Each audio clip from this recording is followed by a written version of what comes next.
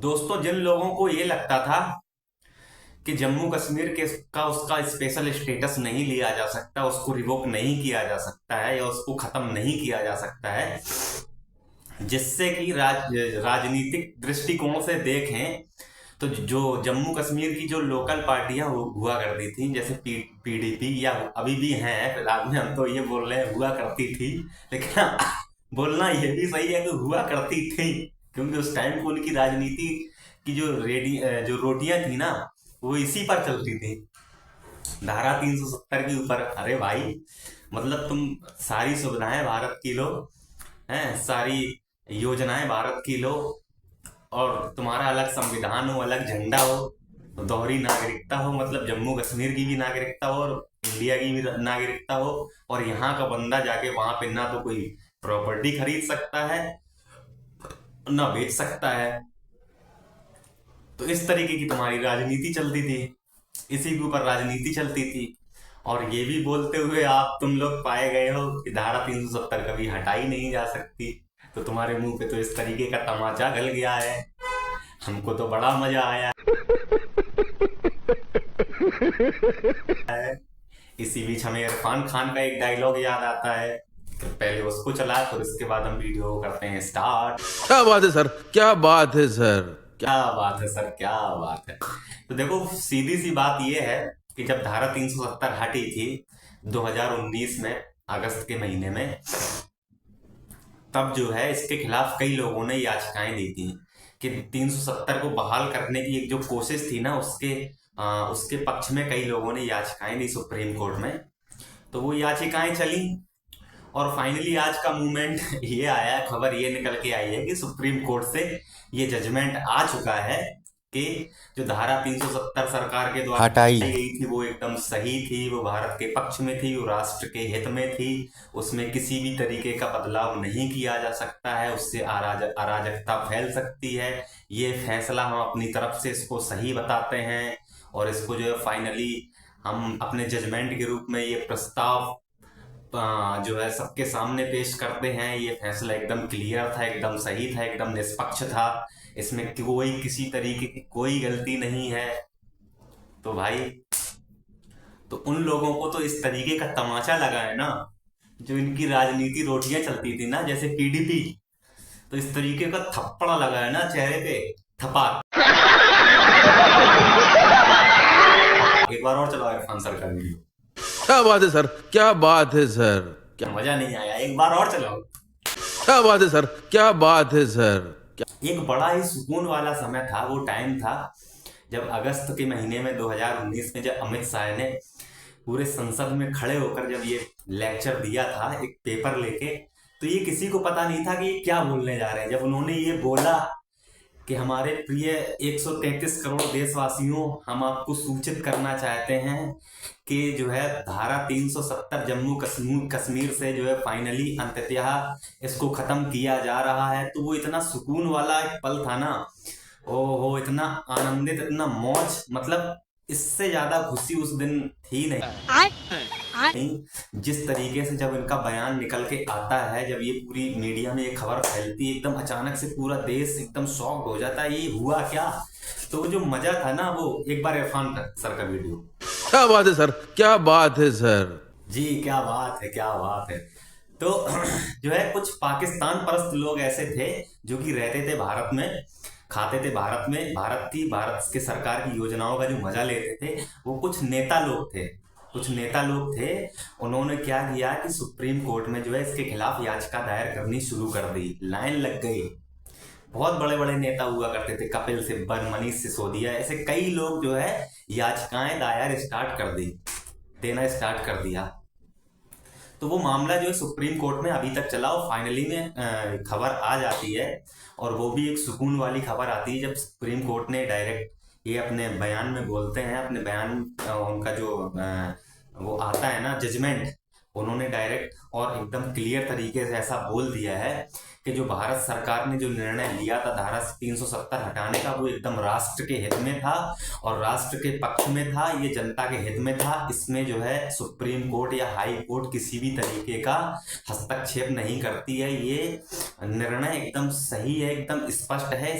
जो है इसको जो ना तो हम बदल सकते हैं, क्योंकि अगर हम बदलेंगे तो इससे अराजकता फैलेगी, और हम बदलेंगे तभी जब ये गलत होता, मतलब हम तभी बदलते जब ये गलत होता। ये निर्णय जो है उन्होंने साफ सिद्ध कर दिया और भाई मजा ही आ लेते हैं धारा 370 के इतिहास की बात कि धारा 370 क्या है। देखो मजा आने वाला है इस इंटरेस्टिंग टॉपिक पे, तो आप लोग कृपया इसको लाइक कर दीजिएगा और अभी सब्सक्राइब मत कीजिएगा। जब आपको मजा आ जाए फाइनली तब आप इसको जो है सब्सक्राइब कर सकते हो। अभी तो आप पूरा देखिएगा, अगर चाहो तो अभी भी कर सकते हो, लेकिन लास्ट में करना मत भूलिएगा, क्योंकि आप सब्सक्राइब करोगे तो हमें अच्छा लगेगा। इसी तरीके के हम जो है वीडियो अच्छे अच्छे लाते रहेंगे और आपका जो है मनोरंजन करते रहेंगे और ऐसी ही खबरें लाया करेंगे और कुछ अच्छी अच्छी बातें जो है अपनी वीडियो में बताया करते रहेंगे। ठीक है, तो धारा 370 की बात कर लेते हैं। तो देखो इतिहास की बात करते हैं सबसे पहले हम। जब देखो भारत के नव निर्माण की बात चल रही थी, यानी कि अंग्रेजों से जब आजादी की मांग की जा रही थी, तो उस समय जो है एक बहुत बड़ी राजनीतिक पार्टी हुआ करती है जिसका नाम था कांग्रेस। तो उन्होंने जो है एक डिमांड की, जैसी भारत ने डिमांड की आजाद होने की, वैसी उन्होंने एक डिमांड की कि हमें भी एक धर्म के आधार पर एक दूसरा देश चाहिए, यानी कि एक दूसरा राष्ट्र चाहिए। ठीक है, तो लॉर्ड माउंटबेटन ने एक अपने प्रस्ताव में तुरंत ये बात कही कि जिसको भारत में रहना है वो भारत में रहे, जिसको पाकिस्तान में रहना है वो पाकिस्तान में रहे। तो बस इसी तरीके से हो गया बंटवारा होने के बाद जो रियासतें थी, यानी कि जब उन रियासतों से भी बोला गया कि आपको किसके पक्ष में रहना है, आप अपना अपना भी मत दे सकते हैं, आपको जहां जाना है वहां रह सकते हैं। तो उस टाइम पे 562 रियासतें हुआ करती थी, जिसमें से 559 रियासतों का विलय तो भारत में हो चुका था। 3 रियासतें ऐसी थी, जूनागढ़, हैदराबाद और जम्मू कश्मीर, जो कि हैदराबाद को पुलिस प्रशासन द्वारा और जूनागढ़ को जो है हैदराबाद को पुलिस प्रशासन द्वारा, जूनागढ़ को जनमत संग्रह के द्वारा भारत में विलय हो जाता है। लेकिन जम्मू कश्मीर की जो रियासत होती है, जिसके राजा होते हैं राजा हरि सिंह, वो कहते हैं हमें ना तो भारत में जाना है ना पाकिस्तान में जाना है, हमें जो है अपने स्वतंत्र राष्ट्र की स्थापना करनी है। हम अपने हिसाब से एक अलग राज्य की अलग राष्ट्र की मांग करते हैं, वो हमें दे दिया जाए। तो इसी हिसाब से जो है लॉर्ड माउंटबेटन ने और जो हमारे नेहरू गांधी और जो सरदार वल्लभ भाई पटेल ने, तो उन्होंने भी जो है हामी भर दी कि हाँ ठीक है, आपको अलग राष्ट्र चाहिए, अलग राज्य चाहिए, आप अपना स्वतंत्र राज्य ले सकते हैं, हमें कोई दिक्कत नहीं है। जबकि लॉर्ड माउंटबेटन ने अगर ऐसा प्रस्ताव दे रखा है कि जिसको जहां जाने की इच्छा है वो वहां रह सकता है, तो आप भी अपने हिसाब से रह सकते हैं। क्लियर है? अब उसके बाद होता क्या है, पाकिस्तान अलग हो गया और भारत का एक अलग राष्ट्र हो गया। तो पाकिस्तान ने एक दिमाग एक अलग तरीके का चलाया, क्योंकि ये नापाक तो बहुत पहले से इसकी जो हरकतें हुआ करती थी ना, वो पहले से ही इसकी इस तरीके की हरकत हुआ करती थी, जिसका नाम था नापाकिस्तान, नापाक हरकतों से। तो लगता तो ऐसी, छोड़ो बात करने तो, गुस्सा तो आ ही रही है। तो उसने एक दिमाग लगाया कि देखो भारत अलग हो गया है, भारत का राष्ट्र अलग हो गया, जो कि अलग राष्ट्र हो गया, और हमारे धर्म के आधार पे हमारा अलग राष्ट्र हो गया। तो जम्मू कश्मीर में जो एक ऐसा इलाका था जो मुस्लिम बाहुल्य क्षेत्र था, ठीक है, तो उसने क्या सोचा कि जम्मू कश्मीर को जो है अपने पाकिस्तान में शामिल कर लिया जाए। ऐसा उन्होंने जो है अपना दिमाग चलाया। तो वहां की पाकिस्तान की जो आर्मी थी उसने जो है क्या किया कि तुरंत जैसे ये बंटवारा होने के कुछ दिन बाद, यानी कि यूं कहें तो महीने 1.5 महीने बाद, तुरंत ये वहां के आदिवासियों से बोल दिया कि जाओ तुम जम्मू कश्मीर पे कब्जा करो और वहां के लोगों को भगाओ, जिसको यहाँ पे आना है उसको यहाँ पे आने दो, बाकी जो है उसको कब्जा कर लो।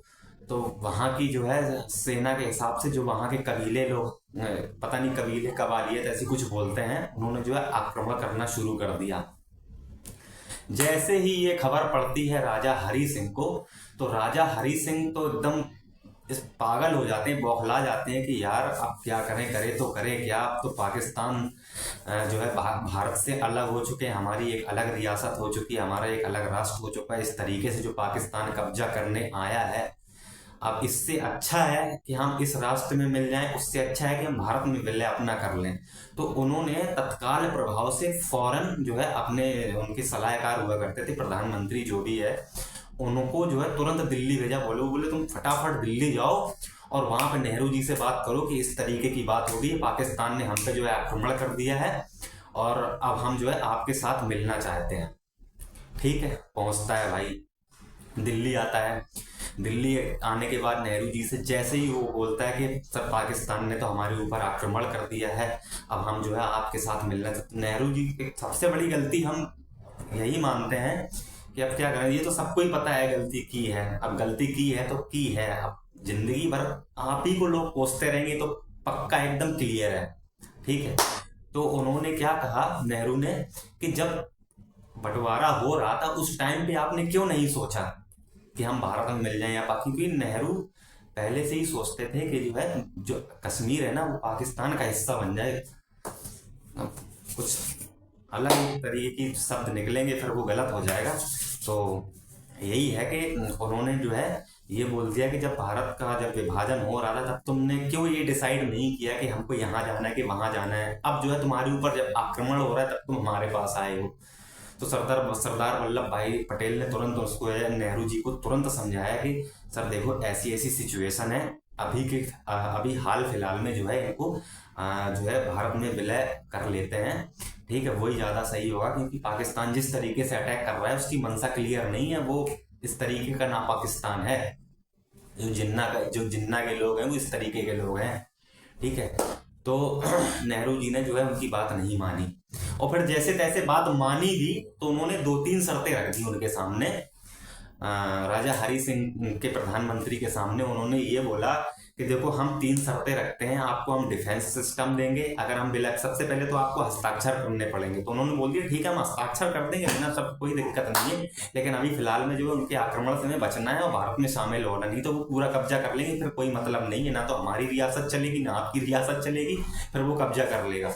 तो उन्होंने जो है तुरंत एक तीन ऑप्शन दिए उनको कि हम आपको डिफेंस सिस्टम देंगे और दूसरा हम आपको कम्युनिकेशन यानी कि संचार का सिस्टम देंगे और तीसरा हम आपको फॉरेन पॉलिसी देंगे। इसके अलावा आपको जो करना है, आपको जो भी लागू करना है, आपको जो कुछ भी करना है वो अपने राज्य के हिसाब से करें। बोले ठीक है, आप हम हस्ताक्षर कर रहे हैं, आप तुरंत जो है सेना को भेजो, इनको भगाओ, नहीं तो ये पंगा और लंबा हो जाएगा।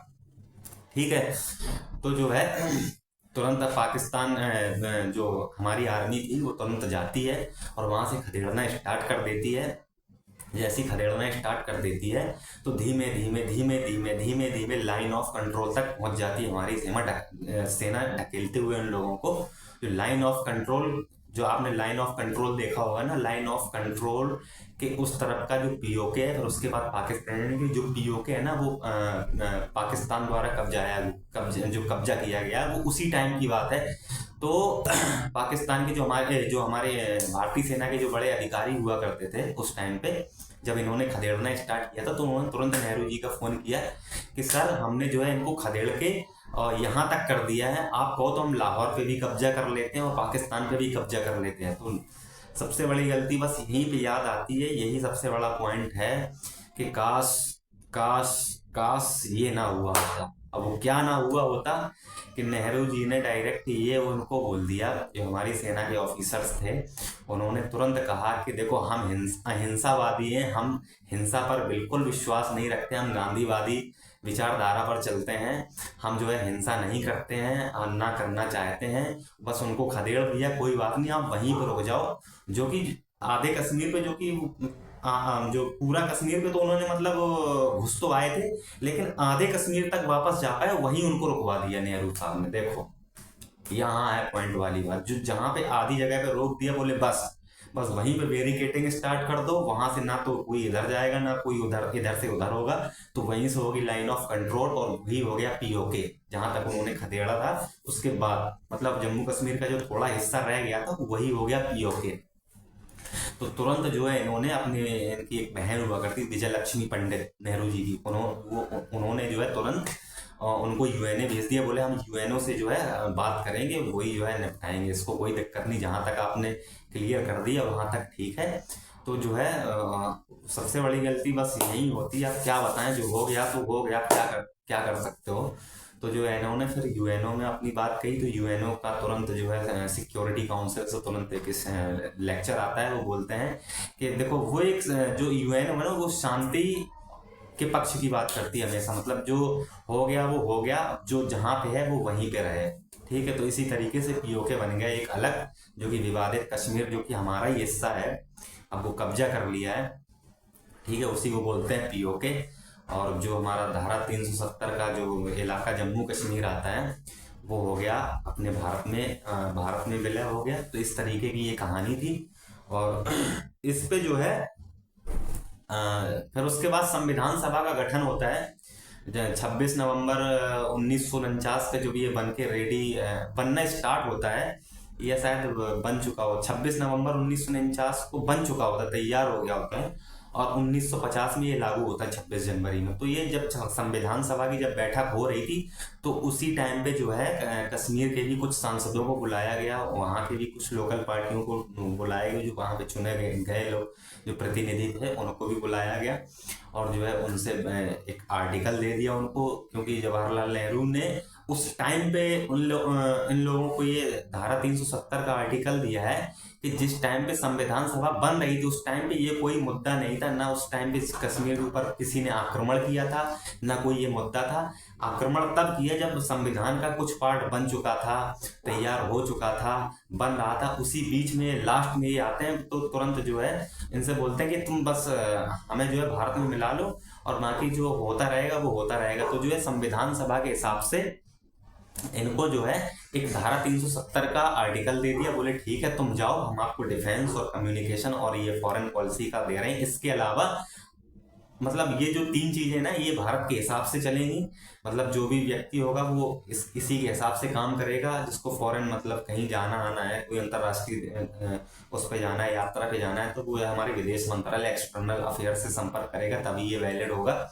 और जो कम्युनिकेशन है वो भी कुछ इस तरीके का था। मतलब ये तीन जो इन्होंने शर्त दी, उसके अलावा जो उन्होंने संविधान बोले जाओ तुमको आर्टिकल 370 देते हैं, आर्टिकल 370 लेते हैं ये जम्मू कश्मीर के जो नेता लोग होते हैं। ठीक है, तो उसके बाद जो है फिर क्या बोलते हैं उसको, हाँ, फिर ये इनको एक और पावर मिल जाती है कि इनका अलग संविधान बन जाता है, अलग झंडा बन जाता है। फिर ये अपने अपने अलग अलग कानून बनाने लगते हैं। और वही कानून जो है धारा 370 में ऐसे ऐसे कानून आ गए ना, कि दोहरी नागरिकता, और जो वहाँ के जो नागरिक हैं उनको जो है वहीं पे वो तो कहीं की भी प्रॉपर्टी खरीद सकते हैं, बेच सकते हैं, भारत से भी खरीद सकते हैं। लेकिन जो यहाँ का जो बंदा, जो यहाँ का नागरिक अगर जम्मू कश्मीर में जाता है, तो वो जो है ना तो वहाँ की जमीन खरीद सकता था, ना बेच सकता था। मतलब इस तरीके की कंडीशन थी, जो कि उनकी संविधान, जो कि उनका संविधान जो बनाया गया था जम्मू कश्मीर का, जो आर्टिकल 370 के तहत आता है, वो सब उसी में मेंशन था। तो जो है इसी को लेकर मोदी जी ने जब 2014 में जब आए थे, तब उन्होंने उनका मैनिफेस्टो में सबसे पहली जो प्राथमिकता थी, वो एक तो राम मंदिर थी। ठीक है, जो घोषणा पत्र में उनका पहला टॉपिक था, जो इसी आधार पे वो जीती भी थी, और उन्होंने वो करके भी दिखाया, राम मंदिर। और दूसरी प्राथमिकता थी कि हम जो है जम्मू कश्मीर से धारा 370 को हटाएंगे, तो उन्होंने वो भी हटा दिया।